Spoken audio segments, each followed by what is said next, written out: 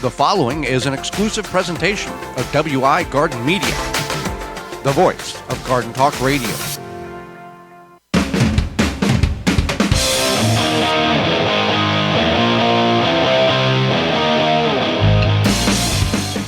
Coming up on the program today, we're going to discuss the 5 don'ts of gardening, as well as growing potatoes in your backyard. Our guest is author Shelley Cramm will be with us, and we'll answer your garden questions. The hour's full, so join us. You are listening to the most informationally packed hour of garden-focused radio in the country and on the internet with your host, husband and wife team Joey and Holly Baird. This is the Gardening with Joey and Holly radio show. And welcome to the Gardening with Joey and Holly radio show. Happy to have you along for another show. I'm your host, Joey Baird. Beside me is my wife, co-host, best friend, and gardening partner, Holly Baird. This program is for you, about you, to help your garden grow better, to maintain your landscape, grow healthier trees, make your grass look greener, as well as preserving what you grow. Happy you're tuning in, whether you're listening to us on one of the 18 AM and FM frequencies broadcasting our program here in 2024, through our radio app, through our parent website, under the Season 8 tab. That website is thewisconsinvegetablegardener.com, or podcast replay, in-studio video replay. Thank you so much for tuning in. You want to be part of the program, you can do that. You can give us a call anytime, 24/7, 365 at 1-800-927-7469. That's 1-800-927-7469, 1-800-927-SHOW. Or you can send us an email to gardentalkradio@gmail.com, and we will get an answer to you. That's gardentalkradio@gmail.com.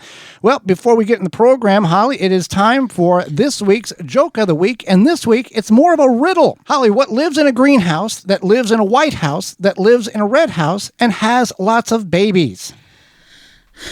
Do I have to answer? Well, you didn't know this in rehearsal. Is it a watermelon? It's a watermelon. So I'll explain this. Greenhouse, the outer portion of the watermelon. White house, the white portion inside of the watermelon next to the outer portion. The red portion, the edible portion that we consume, and then the seeds are the babies inside of it. Oh, now I get the babies part. The little seeds. I get it now. Okay. Well, this riddle, this week's riddle is brought to you by Rescue.com. American-made rescue products keep your family, home, and yard protected from pest insects like wasps, hornets, yellow jackets, flies, ants, and more. Learn more at rescue.com. That's rescue.com. So a lot of people have a lot of things in which they do in their garden. Some of them are very practical and proven to be very successful. Others are a waste of time. And we tell you those things that are a waste of time. We share that on our social media platforms. And a lot of people get very angry with us because we've always done it this way and we've always had a successful garden. Well, because you've done other things in addition to what you think is wonderful and perfect and perfection, you add this, but you've done other things in order to make that plant grow. So what you're doing that's been proven inaccurate or wrong, the other thing is offsetting it. So here's some, go ahead. No, I was just going to say, we came up with a list here of what we think is some don'ts. You can always add to this list. Oh, we could have 2 shows about don'ts. Yeah, for sure. But we got to keep to our time here. So the first one was yours. Do not work wet soil. If the soil seems wet and you're going to till or you're going to disturb the soil, don't do it. Don't walk on wet soil. It compacts and it gets clotted up. You get wet soil and you squeeze it together and it dries. It becomes very, very difficult to break those clods apart. On the farm, we tried not to work the fields in that when the soil was wet. There was times where we had to work the fields in order to what they call open them up to get more air exposure, to run a tool across it to open the soil up to get it to dry. Then you had the big dry clumps, and then you would run another piece of equipment across it in order to break those chunks up back to a more pulverized soil. In the garden, let's not walk on the soil. Don't work the soil. As eager as you may be to do some work, give it time to dry out. Now, what we have also done in the past, and there's documentation of this on our website, we have planted tomatoes. And we didn't get tomatoes, let's say we're going to plant them on a Saturday.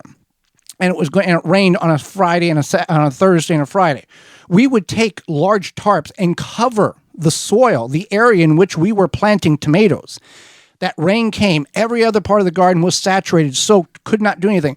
We removed those tarps, and the soil was dry to the point where it wasn't going to hurt for us to get in there and work the soil, so we could get things planted. Now, you can't do that on a very large agricultural level, but on your backyard, you can cover some beds. If you're going to work a bed, you got to work, we got lives, and you got a weekend, and it's going to rain all week, but you want to work in the weekend, cover the beds with a tarp or something so the soil doesn't get wet. So you can do that.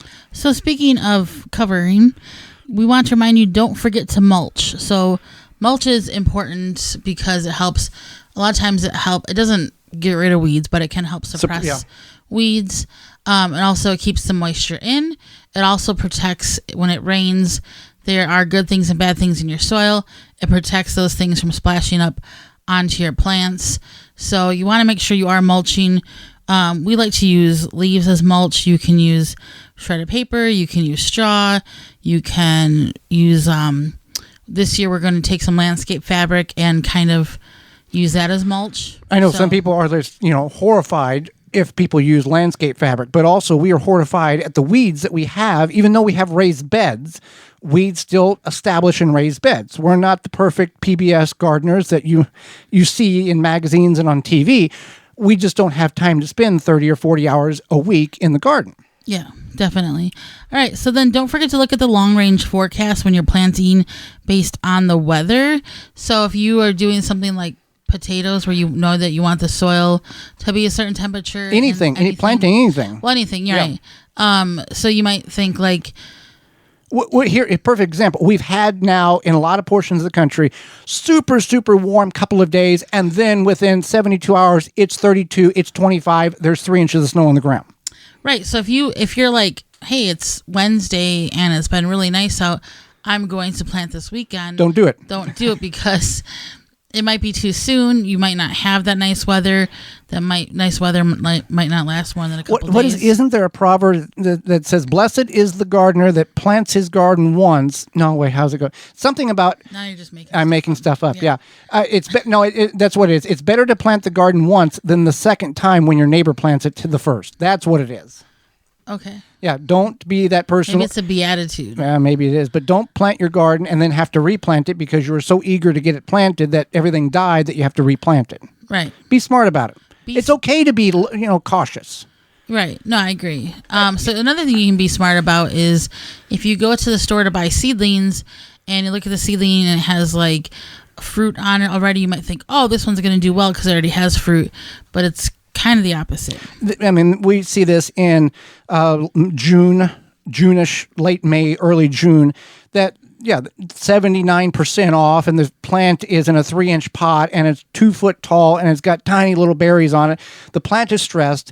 It's not going to do anything. It's what is occurring at that point is the plant is root bound. It is stressed. It knows it's stressed, so its instinct by nature has put in the genes of that plant, put as much fruit on as possible, do everything you can to put the fruit on, to carry the traits over, and then you're going to die. That's what happens. They're utilizing every bit of energy to maximize seed production in those fruits because the plant is not going to produce or live very much longer. No, you're absolutely correct. So you just want to keep that in mind. You don't want to spend your money on that and then have because you're problems. Not a plant doctor. This is it's already cursed. You're already 3 strikes. You're out before you. You're not Captain Save the Plant. All right. So another thing you do not want to do is water inconsistently.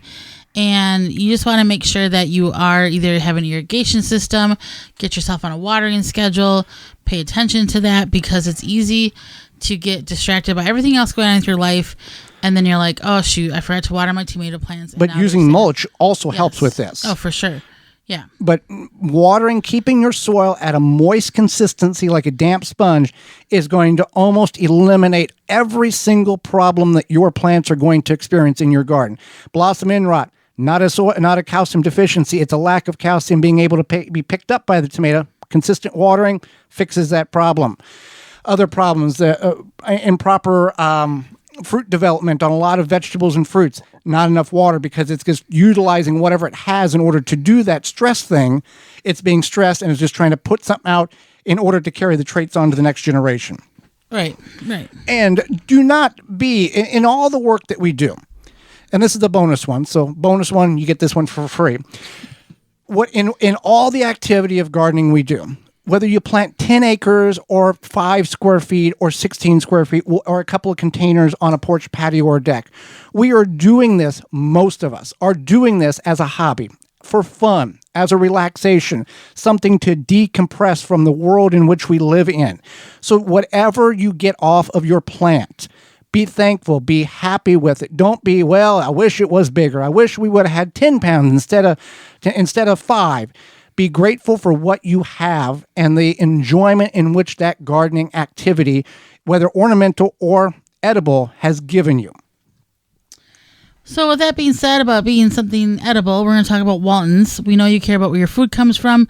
We certainly hope that it's edible when you're canning and preserving your fruits and vegetables. But what about the meat? You can go to waltonsinc.com. You can get all the equipment, seasoning, and supplies to make sausage, jerky, and any other meat product your way to your high standards. Do you want to make snacks that people will actually like? Walton's created meatgistics.com, an informational site to help you make the best finished product. Walton's even has a full line of their own meat grinders, mixers, and sausage stuffers to help you go from animal to edible. Walton's, everything but the meat. You can use code GROW50, that's GROW50, to save 10% off your orders of $50 or more. When we come back, it's going to be growing potatoes. You're tuned in to the Gardening with Joey and Holly radio show. Got a question for Joey and Holly? Send it via email anytime to gardentalkradio@gmail.com. If you could double the life of your raised bed boxes by sealing the wood with a clear, non-toxic wood preservative, would you? Well, now you can with a clear, penetrating product called Internal Wood Stabilizer. It's 100% non-toxic and easy to apply. Seal your untreated wood surfaces, even chicken coops, by spraying on Internal Wood Stabilizer. It's invisible, seals the wood from the inside out, and never wears off. Recommended by organic gardening experts, Internal Wood Stabilizer. Check it out at timberprocoatingsusa.com. Have insects such as aphids or fungal gnats invaded your plants? Fight back with Summit Year-Round Spray Oil and Summit Mosquito Bits. Organic Summit Year-Round Spray Oil kills insect pests on indoor and outdoor plants. All natural mosquito bits kill fungal gnats larvae in container plants. Both products are harmless to people, plants, and wildlife. Summit Year-Round Spray Oil and Summit Mosquito Bit are available at garden centers, hardware stores, and at summitresponsiblesolutions.com. Straw bale gardening is all the rage. Get your bale started easily with the Bale Buster Straw Bale Conditioning Formula. This is the only product that has been specifically formulated for use in straw bale gardening. Each unit contains 250 million colony-forming units of trichoderma, fungi, and Bacillus bacteria. In addition to the fertilizer itself, produces fantastic results with a bountiful production of vegetable crops. Start with the best to get the best, traditional or organic formula. Take the guesswork out of conditioning your straw bale. Go to balebuster.com to find out more. Dig planting holes from a comfortable standing position. Step, twist, pull, and plant. Visit ProPlugger.com. A non-selective herbicide that is also USDA BioPreferred certified?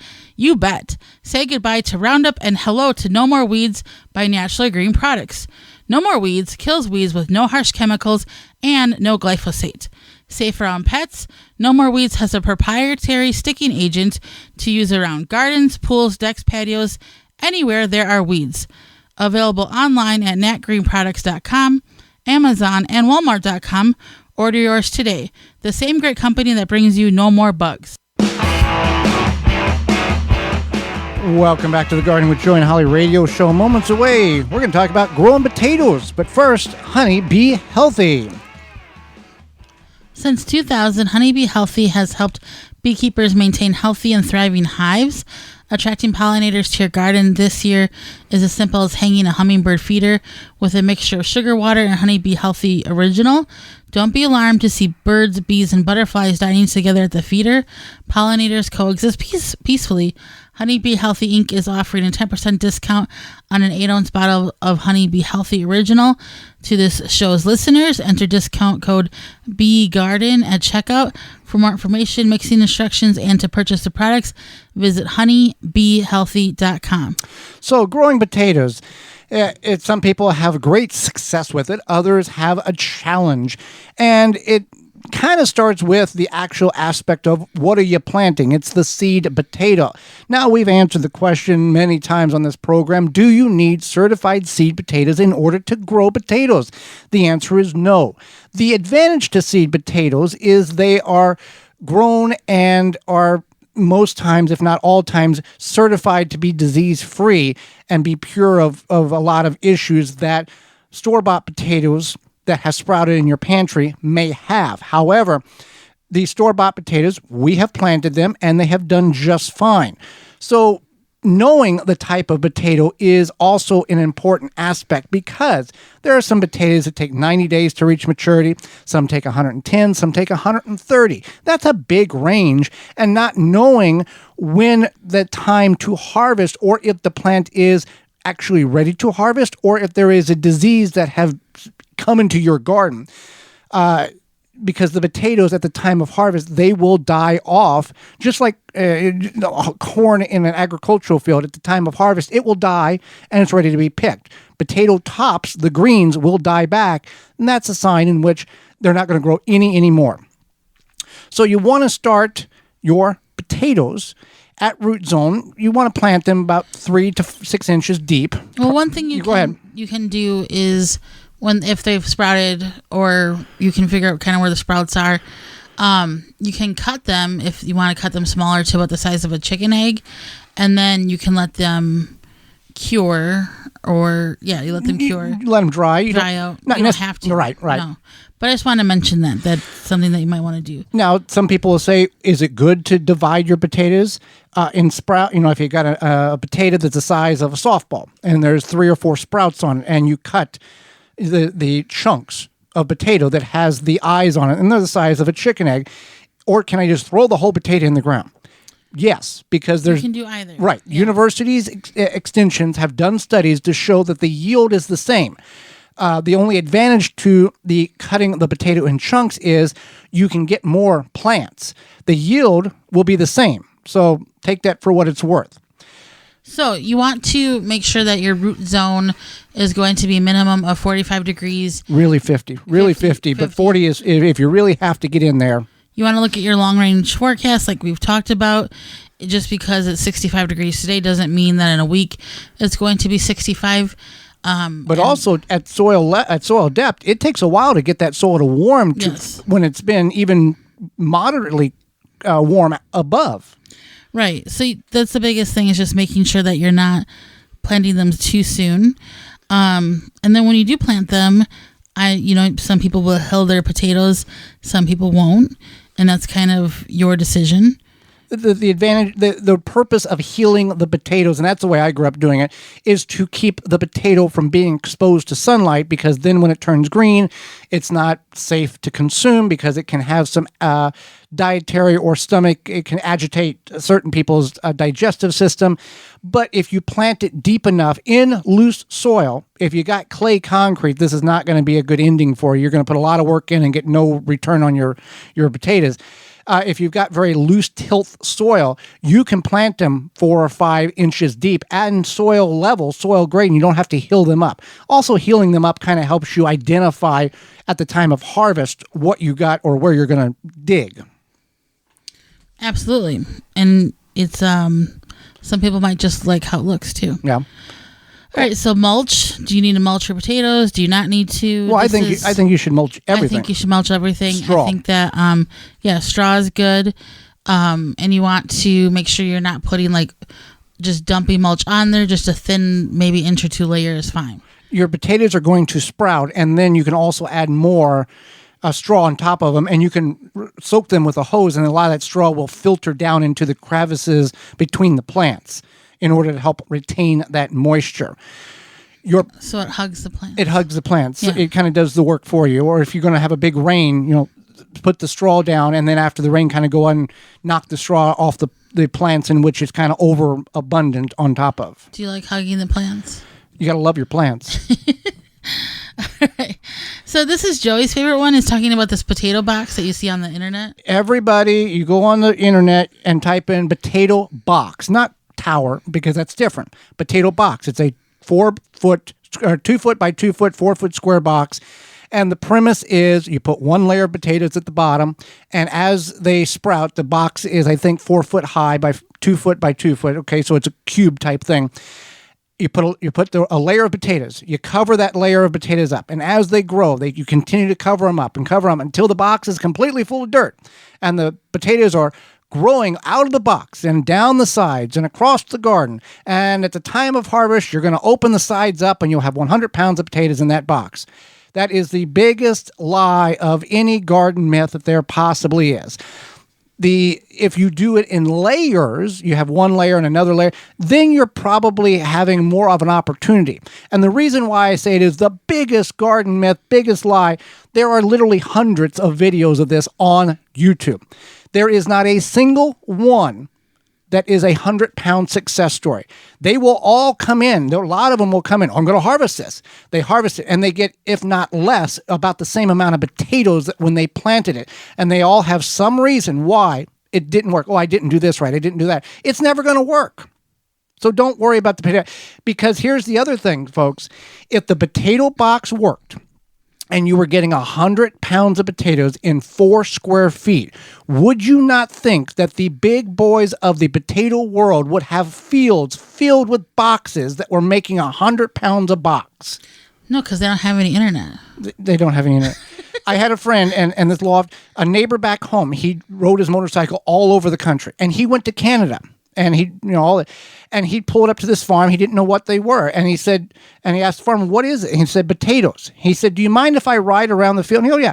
Anyway, it was 8 miles long by 4 miles wide was the size of this potato field in Canada. That's a lot of potatoes. That's a big field. Wow. And if that was the case, if these potato boxes work, they wouldn't be planting them in the ground. They would have millions of boxes. But they don't have internet in Canada. It's not the point. I know, that's a big potato field. Yeah, but I mean, that if that was the moneymaker, everybody would be doing this. The big industries would be doing it, and it doesn't work. Absolutely. So, can you or can you not grow potatoes in containers? You can certainly do it in grow bags, root maker grow bags. You can do it in burlap sacks. You can do it in terracotta pots. You're not going. Don't expect to plant one potato and get 17 pounds. There are some potatoes that will yield or produce more than others. But, you've got to plant a certain amount in order to get a decent return. Did we grow potatoes in burlap sacks? Was that we what did? We were yes. growing? Yep. Yeah, that was a few years ago. Yep. That was cute. It was a cute little potato container. Experiment. It was, where did we get those from? Well, we got those from a coffee shop. Yeah. But the root maker, they only last about a half season. The root maker grow bags, coupon code ROOT24, root ROOT24 to save 15% on your order at rootmaker.com. They will last. We've been using them for over 10 years without any problem whatsoever. So as your potatoes are growing, you will see sometimes little potato flowers, or even those they're like little tiny green seed balls as well. And that's not necessarily when it's time to harvest. When do you know potatoes are ready to harvest, Joey? You will know when they're ready to harvest is when the plants begin to die back. And that is the proper time to harvest your potatoes. And you can dig them up with a garden fork is best. A shovel, not so much, because you're going to cut them in half. But that is the key. You don't want to eat those little tomato-looking like things on some of the plants, because those are the pure seeds. And it's a defense mechanism for the plant. So that's how you grow potatoes. So growing potatoes, if you need more advice, you can go to our parent website, thewisconsinvegetablegardener.com, and click on the search box and type in potatoes. You can also go to the money tab and see all the coupon codes that are available through the sponsors you hear through the program as well. Well, soon it will be warming up, Holly, and we will want to enjoy our yard without sharing it with those beetles and grubs. Yeah, with spring pretty much here, it's time to start thinking about controlling beetles and grubs in your garden, your yard, etc. There's all sorts of always Japanese beetles being talked about. It seems like whether it be with your neighbors or sometimes even on the news, they're just a thing. Grub Gone can be applied directly to your turf or ornamentals to control the grubs and lessen the impact that the beetles have on your yard this summer. Easy to apply with any commercial spreader or irrigate it right into the soil. It's been specifically created to target grubs and beetle invaders without harming beneficial insects such as bees, ladybugs, and butterflies. And it's really, it's the only non-chemical that works. You can find out more at phyllombioproducts.com. That's PHYLLOM bioproducts.com. To stay with us when we come back, author Shelley Cramm will be with us. You're tuned in to the Gardening with Joey and Holly radio show. Have a garden question? Give Joey and Holly a call now or anytime 24/7. Just dial 1-800-927-SHOW. If you can't get through, leave a message and they will call you back. Call now 1-800-927-SHOW. Pomona's Universal Pectin is a high-quality pectin that gels reliably with low amounts of any sweetener. If you're trying to reduce the amount of sugar in your diet, you'll love Pomona's Universal Pectin. Now you can make healthy homemade jams and jellies sweetened to your taste. You can use sugar or honey to sweeten. Pomona's Universal Pectin keeps indefinitely when stored in an airtight container. Easy to use, versatile, and comes with directions and recipes in every box. Find out more and where to buy at PomonaPectin.com. Also available at natural food stores and online. Make watering easy. DripWorks provides quality drip irrigation supplies and equipment to gardeners just like you for all your growing needs across the U.S. and Canada. Purchase online at dripworks.com. Happy 65th anniversary to David J. Frank, southeastern Wisconsin's leading landscape company. Their award-winning services include everything from lawn care, landscape maintenance, design, construction, renovation, irrigation, sustainability, and more. Big or small, let the experts at David J. Frank handle the hard work for you. Find out more at davidjfrank.com. Deer Defeat is an all-natural based animal repellent to keep deer and rabbits away from your valuable plants that is odorless after 30 minutes and dries clear. It creates a continuous, invisible shield to protect your plants. Works for 30 days through rain, snow, and freeze. Will not clog your sprayer. Apply to your property without environmental damage. You can spray directly onto your plants up to flowering, then apply around your plants to continue protection. No need to reapply. Money back guarantee. To purchase, go to deerdefeat.com and use coupon code RADIO to save 10% off your order. Soil Diva Liquid Microbe Stimulant Spray improves the health of your plants you work hard to grow, stimulates the natural enzymes, and increases beneficial soil bacteria. Go to soildiva.net. Soildiva.net. Mantis tillers, the premium long-lasting gas-powered tillers, are the perfect solution for any garden. This Mantis machine is available with 2 or 4 cycle engines with a 19-inch or 16-inch tilling width. Your DIY companion in your garden and your lawn converts easily for edging, aerating, and more with optional attachments. Find details at mantis.com. Welcome back to the Gardening with Joey and Holly radio show. Happy you are with us today. Holly, let's go to the hotline and bring in our guest for this week. Shelley S. Cramm loves to see the ancient word of Scripture come alive in today's gardens. She has published My Father is the Gardener, Devotions in Botany and Gardening of the Bible and God's Word for Gardeners Bible, writes the devotions blog at gardeningindelight.com, and speaks enthusiastically about plants of the Bible and the connection of the garden to table to God. Welcome to the program, Shelley. Thank you. It's great to be here. Very happy. You're also a wife, a mother of 5 children, and inspirational to write Gardens Bible grew out of a routine of a morning journalism, and you hope to finish up that in the garden. So let's start with this, Shelley. How or when or why or how did this all come together that you put the Bible and then the garden and they intertwine together? How did that all come to be? Well, thank you. It came to be for me from another little book that I was reading. I was new to the faith and had never read the Bible growing up at all. So I was just looking for ways to understand this big, thick book. And I came across a small book written by Dr. Bruce Wilkinson called Secrets of the Vine. And in that book, Dr. Wilkinson went to a vineyard and stayed with the vine dresser, the gardener who tends all the vines, and just followed him around for days, all to get insight into the passage in John 15 about I am the true vine, my father's a gardener. And so through his writing, it just opened up to me, and I was so excited. I'd always been interested in gardening. I had a young family, so I was just barely, finding enough, finish up the laundry and get out and put to play in the garden kind of thing. But it just grew as a metaphor. It was such a clear way to understand, I thought. And so once I read that little book, and that was just on grapevines, and I thought, oh my gosh, well, what other plants are in here? What other gardens are in here? And how does the Garden of Eden tie into all this and everything? It just kind of took off in my mind from there. And from then on, every time I read a gardening book, I just always saw the spiritual overtones, about growing or pruning or cultivating or the need to be watered, all these kinds of things. It just kept resonating with me, and just brought me a lot of comfort and a lot of understanding. And so I just loved it. Not only just in the physical, you got to water the plant, but in the spiritual, we got to water and feed our souls as well. Exactly. We get thirsty souls. We sure do. Well, on your blog at gardendelight.com, you have a growing guide, but, it seems like everybody has a growing guide. Yours is different from the one that somebody might think a growing guide is, with your plants to see, the plants to taste. Tell us more about the planting growing guide. Oh, thank you. Okay, so my website is gardenindelight.com. And I never intended on having a website or a blog or any of that. But once I wrote my book, my first book was God's Word for Gardener's Bible. That one, it was so thick already as a Bible that we didn't have any room for pictures.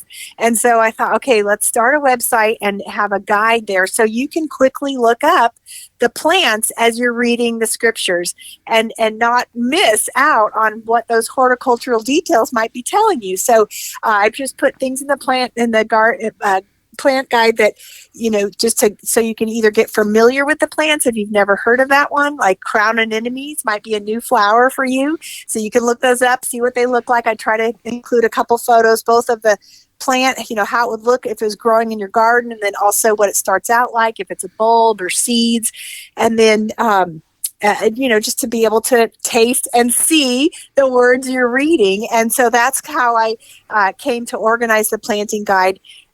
It is based on plants. That's a verse in Psalm 34:8. Taste and see that the Lord is good. So plants you can taste are edible plants, right? Like herbs or fruit trees. And then things you can see, I just consider those like ornamental plants that you would just grow to look at, to be pretty in your garden or to be effective in your garden if you want a shade tree or if you want a ground cover or these kinds of things. So it's basically, plants you can see or plants you can taste, and then go from there just to learn more about the landscape, which just brings the scripture alive and can be alive in your own garden if you decide to plant, a few of these yourself.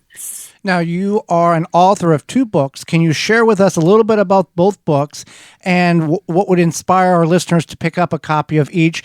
And do you have a favorite book? And possibly what was the biggest surprise thing that you learned in the process of authoring these books? Oh, wow. Okay.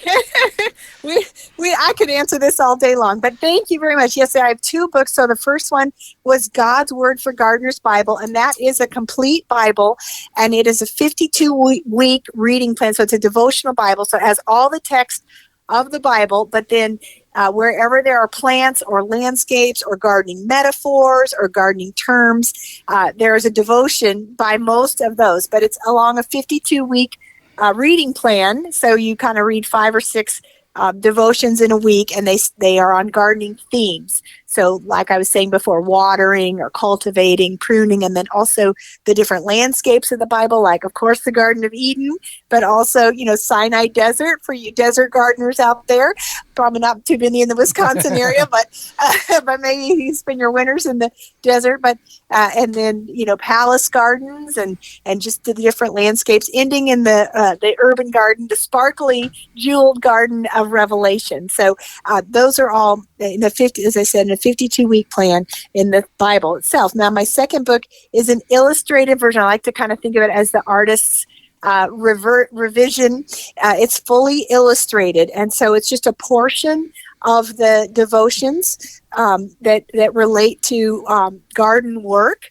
And so it's a 15-chapter book, but it's illustrated with photographs. I got to work with the Botanic Research Institute of Texas here nearby me in Fort Worth. They have both the Brit Press, and then they're a part of the Fort Worth Botanic Garden. And so we had, they have a huge library with historical botanical illustrations and an herbarium. So we photographed some of the specimens that have been collected over the years, over the decades, and even a few from last century. And then we also got to work with a local artist, and she did a fabulous job. She did the cover of the book and then also just sketches and renderings in amongst the pages. So the scriptures are pulled out and placed among different illustrations, just to give you a more leisurely way of reading it and just something also to catch your eye. So they're both my favorite. They kind of go hand in hand.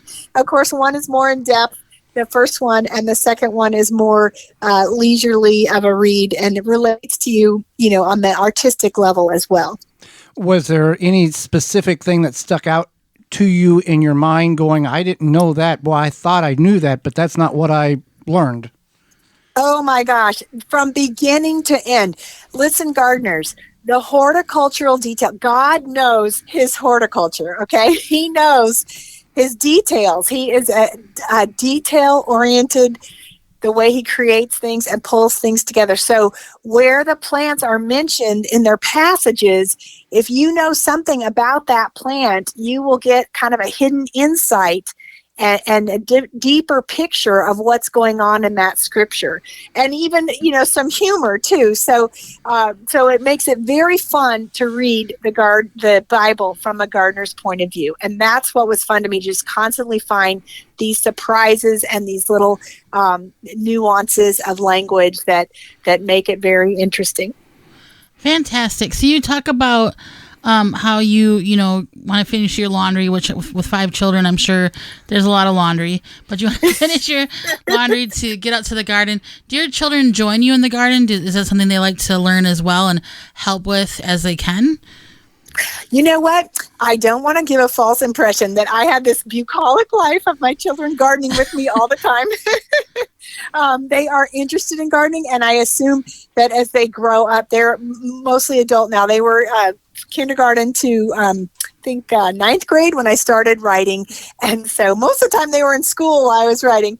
But as they are growing up and having their own homes and apartments, they're more and more interested in plants on their apartment windowsill or planting things. So it's fun to watch them grow into it. But we didn't have a lot of time. All those cute little chubby toddlers you see on Instagram following their mama around. That wasn't me. That wasn't me. Maybe my grandkids, but in the future, but not. That wasn't exactly how it went.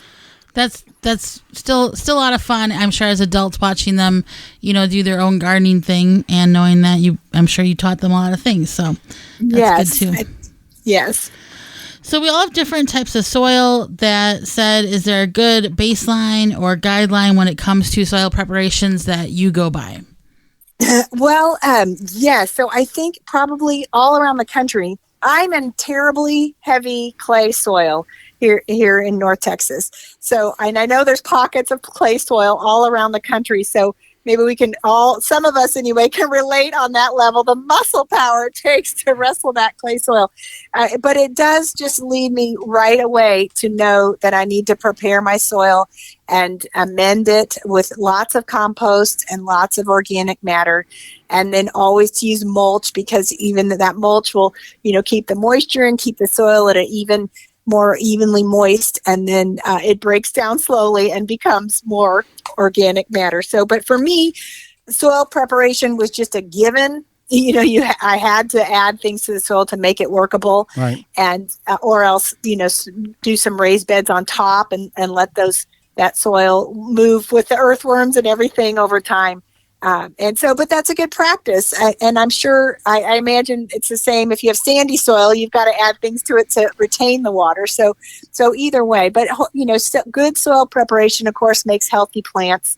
And that's really the way to have the most, tasty and productive garden or beautiful garden, and to protect your plants against pests and invasions and things, is to help that soil be healthy. So it's a good, God uses everything for good. All that wrestling against the soil leads you to good soil practices. So. Sometimes it causes you to think too. Yes. Yes. You being in Texas, maybe you can help some of us in the northern portions of the United States as some of these summers are getting warmer. How do you deal with the heat with your garden? What can you share with us, a few growing tips to grow in the super hot heat? Because you guys have like triple digits for weeks on end down there. And I know we've had some pretty brutal summers, yes. So I have a handful of just general techniques. First of all, don't laugh. First of all, I don't garden a lot in the high heat. I really consider my garden a 2-season garden, a spring and a fall. And when it's just too hot, I just don't get out there. So I don't plant a lot of things that are going to, need a lot of care in the high summer. That's one strategy, to stay out of the heat. A second strategy is I don't know how it is exactly for you in the north, but I do recommend having an irrigation system because, in the high heat, it's just hard to be the one out there with a hose all the time or adjusting and moving sprinklers around. So if it works well for you, your pipes don't freeze too badly.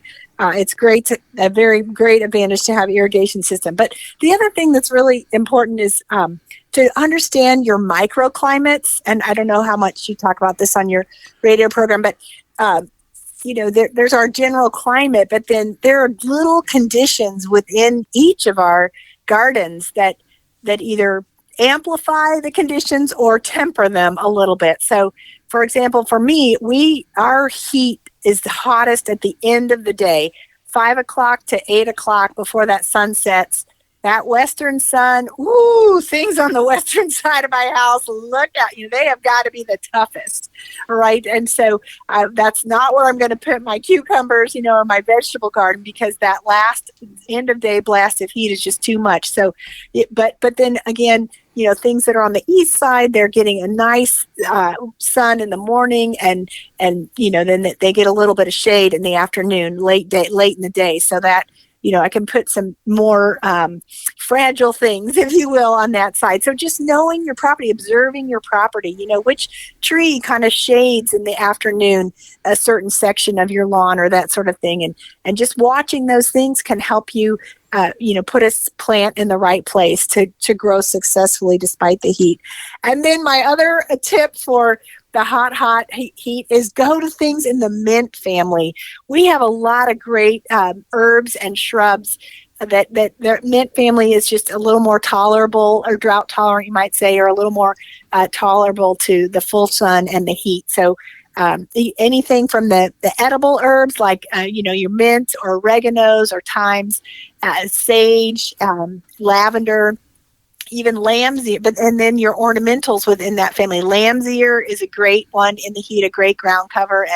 And even though it's not in the Bible, I love to plant lamb's ear because, the Lamb of God, and there's lots of flocks and shepherds in the Bible. So it's kind of fun that way. And kids love the soft leaves. So, and then there's some autumn sages. There's some other sages that aren't, for cooking, but they're very aromatic and they're very hardy, like autumn sage and Mexican sage and things like that. So good luck is all I can say. And you have a lot of kindred spirits down here. So that's amazing. So we really appreciated having you on the program, all of your great information today. Shelley, can you tell people how they can find out more about you, find your great information, etc.? And your books.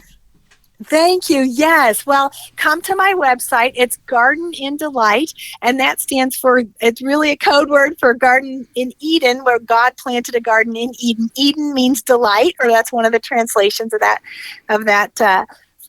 name. So to garden in delight is not only the place where God planted the garden, but I think it's the heart or the attitude that he wants us to have, to just have fun and be in delight as we enjoy and take care of our garden. So gardenindelight.com. You'll find, as we were talking earlier, my plant guide, a bi-weekly blog that just talks about more and more plants you can add, or just devotions you can enjoy, scriptures you can learn more about, and the plants in them.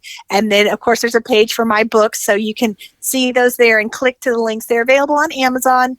They're available at also some great retail shops as well, available at the publishers' websites, and all those links are there.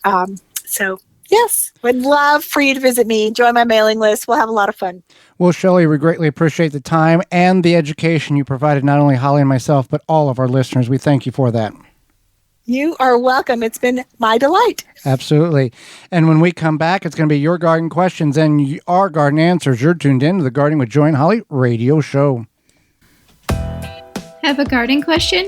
Give Joey and Holly a call now or anytime 24/7. Just dial 1-800-927-SHOW. If you can't get through, leave a message and they will call you back. Call now, 1-800-927-SHOW. Garden like a pro in 3 easy steps and receive customized fertilizer recommendations for your garden or lawn. Soil Savvy helps you determine what nutrients your plants need to thrive. Never again over-apply nutrients they don't need. A patented process that makes you a smart gardener. To get your soil test kit, go to mysoilsavvy.com. Blue Ribbon Organics, providing locally made organic compost and soil blends for gardeners, farms, landscaping, and more. To find our products nearest you, visit blueribbonorganics.com. Rootmaker starts your plants off right and keeps them going through harvest. From their seed starting trays with an innovative design that air prunes the roots to their large variety of grow bags, 1 to 60 gallons. Their products will provide you the harvest you've never seen before. Visit rootmaker.com. Use coupon code ROOT24 to save 15% off your order at rootmaker.com. That coupon code is ROOT24 to save 15% off your order at rootmaker.com. Take the guesswork out of composting with the AeroBin 400 or smaller 200 for easy composting. The AeroBin mimics how nature decomposes waste. The AeroBin is easy to use. You prepare your balanced organic waste, just open it up, drop it in, and close. After a short time, fertile compost is produced, which is easily accessed via the lower side door. The thermal insulation in the AeroBin conserves heat, leading to rapid breakdown of the biomass, and works efficiently year-round, even in cooler regions. There is no need to turn the biomass, and it is patent rodent resistant. It has little odor and can kill annoying weeds and seeds. It is BPA free. The AeroBin 400 or 200 comes with a reservoir at the bottom to collect the leachate. When diluted, makes for great compost tea liquid fertilizer. AeroBin composts kitchen and garden waste quickly. Easy to assemble with no special tools needed. The AeroBin makes composting rewarding and easy. Go to burpee.com or homedepot.com to purchase. Wind River Chimes will always be the inspiring harmony. With a large selection and customization options, you will find the sound that soothes you. Visit windriverchimes.com to shop and find out more. Welcome back to the Gardening with Joy and Holly radio show. Happy you are with us today.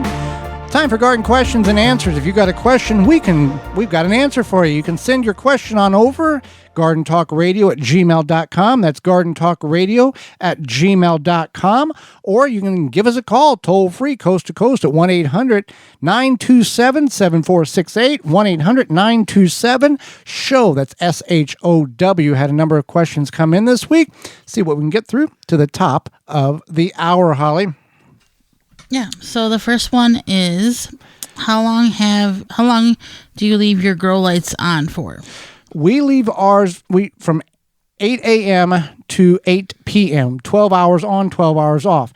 There is some variations based on specific type of plants, but we're just starting onions, peppers, leeks, and some brassicas. So that's just a good recommendation. You can go 10 on and 12 and 14 off, somewhere in that range. I wouldn't leave them off any longer than 12 hours.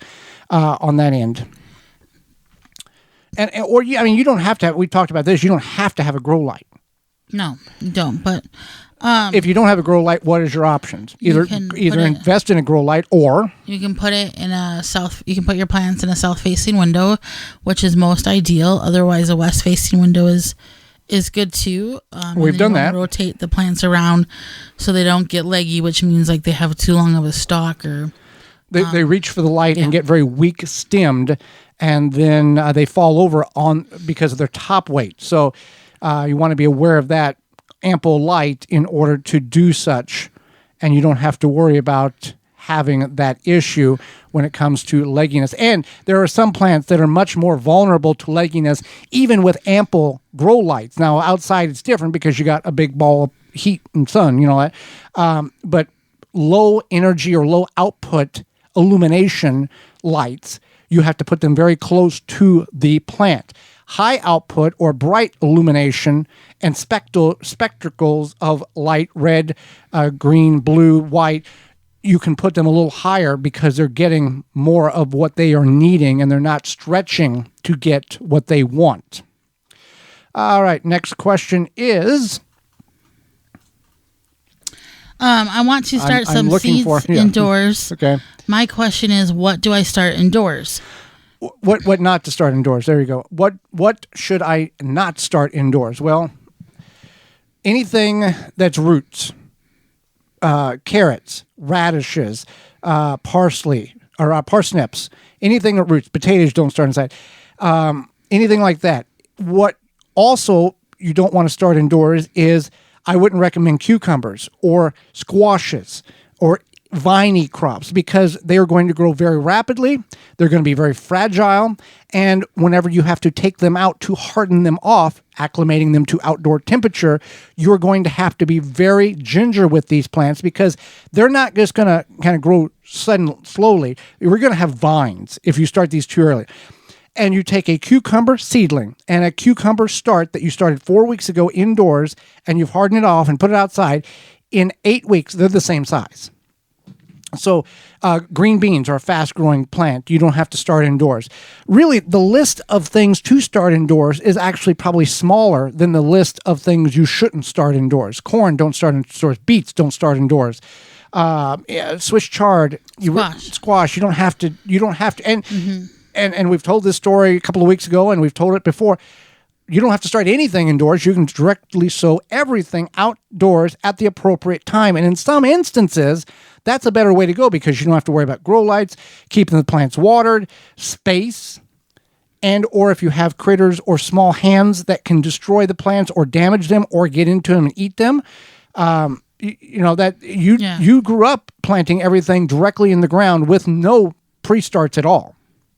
It just blows your mind. I know, but people may be tuning in for the very first time and not knowing that is an option. No, yeah, you can just put those seeds in the ground, and it's a simple method, but it does work, and it's an option. So if you don't want to start seeds, or you're not really sure, or you just don't have time, or whatever. Well, days to harvest. Let's talk about that when it comes to the seeds. Days to harvest. It's not, I planted the tomato inside on March 1st, and it's 87 days to the days of harvest. It's not 87 days from March 1st. It's 87 days from the time you physically put that plant outdoors in a container, grow bag, ground, raised bed. That's when the timer starts. It may have grown indoors for 60 days. That doesn't count. That's plant math, but that's the reality of it. It doesn't count until you actually put it outside for it to start to grow. The seed to seedling does not count time unless it's outside in the ground. So you're still going to need the same 87 days to get a tomato, whether you start it for 60 days indoors and then transplant it out. All you're doing is kind of giving it a little of a head start with a healthy plant instead of a seed. Absolutely correct. So my pepper seedlings have salt like stains under the leaves. What is that? Okay, so this is a condition. It's called edema. It is caused by overwatering. Yeah. So it can be caused by high relative humidity as well, lack of sunlight. So basically your plants aren't drying out quickly enough, and they may suffer from the edema. And if the soil around your plants lacks potassium and calcium, you should consider fertilizing it or one or both nutrients. Sometimes it's just a matter of letting those plants be spaced apart enough so they can dry. If you use less water when hydrating your plants, you could hopefully take care of that problem. Now, some instances, those leaves in which have that salty deposit underneath them, they will fall off. New leaves will grow. This is just the plant telling you, hey, too much water, need to back off. That's most likely the primary cause of this. Again, like you talked about, there's other potential issues, but the overwatering, most times we think a little is good. Let's really soak them. And that actually does more damage to any plant, is overwatering. And in a container, you're flushing out nutrient that the plant needs, that fertilizer, that nitrogen, phosphate, potassium, micronutrients, and all those things is not good by flushing that out. Yeah, you definitely want to be aware of how much you're watering, especially seedlings. It's easy to overwater seedlings. It's very easy to overwater They're a seedlings. baby. They're basically a baby, yeah. So you want to keep that in mind. If you do feel that you need kind of some better self-control with watering seedlings, you could always get something like a spray bottle. Don't water the plants, but that way when you're watering the soil below your seedlings, you have a little bit better control as opposed to just like dumping water on them. So a spray bottle is helpful, or like a pump sprayer. Otherwise, you could even make sure that you measure it if you need to for each plant. This seems extreme, but if it's something where it becomes There's some people that would enjoy doing that. Yeah, oh yeah, for sure. A third of a cup. Yeah. And you want the soil to be damp. You don't want to water and see the water gushing out of the bottom of a 3-inch pot. If the soil is moist, the soil is hydrated.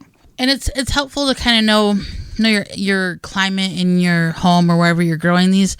It has been a little bit more humid this year, it seems like, for the time of year. So maybe you don't need to water as much, but if you live in a drier climate, maybe you do need to water more, and that's something to consider. Bottom watering. Yeah. Bottom watering is a procedure in which you put your cups or your starter tray into a 10 by 20 flat, and all of these containers have holes like the Root Maker grow trays.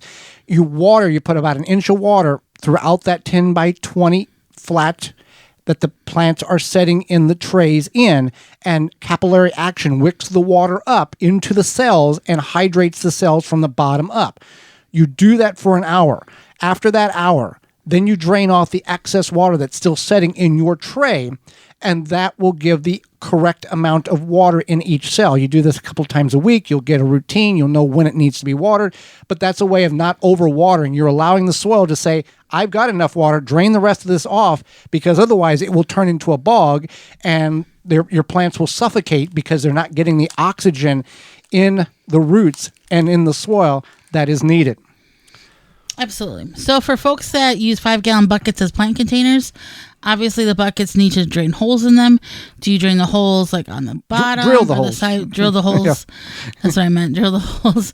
Do you drill the holes like on the bottom or the side of the bucket? We all by default would drill the holes in the bottom, 5 or 6 holes to get the water drain out. However, that is not the most good thing for the plant, I guess. What you would want to do is go up about 2 inches around the bottom of the bucket, so on the side, and drill about 4 holes around the perimeter, 2 inches up. What that is going to do is it's going to allow a water reservoir. You're going to fill the thing with soil, but when there's too much water in the bucket, them holes on the side will act as an overflow mechanism to allow that excess water to drain out. Though you still have 1 inch or 2 inches of water below those holes, that when the soil above it requires moisture, we talked about it with the seed trays, in that bucket, that capillary action, that water that's setting at the bottom of the bucket will wick back up and actually feed and hydrate the plant to the point where potentially could save the plant if you forget to water a day or two, that it's not all draining out the bottom and you have no reserve whatsoever. So with that being said, Holly, what did we learn today? I learned, I kind of knew this, but I learned even more that there's really a lot of correlation between the Bible and growing, planting, gardening, etc. And definitely something you don't think about all the time. What I learned today was that Texas, at least some growers, only grow in the spring and the fall because the summer temperatures are too extreme to grow during the summer, where most of us who are listening, that's our prime growing time. What we learned today is brought to you by Honey Bee Healthy. Whether you're a gardener, a bee hobbyist, or a professional beekeeper, Honey Bee Healthy Inc. has the products to help you maintain a healthy hive and thriving garden. For more information on how to use Honey Bee Healthy in your garden, visit honeybeehealthy.com. That's honey, the letter B, healthy.com. Tune in next week. Yes, tune in next week when we will go over the world of tomatoes, as well as the unique life cycle of soil. Our guest is Jennifer Gome, and she is a master food preserver and podcaster. She will be finally with us and will answer your garden questions. So until next week, for Holly Baird, I'm Joy Baird, and we will see you in the garden.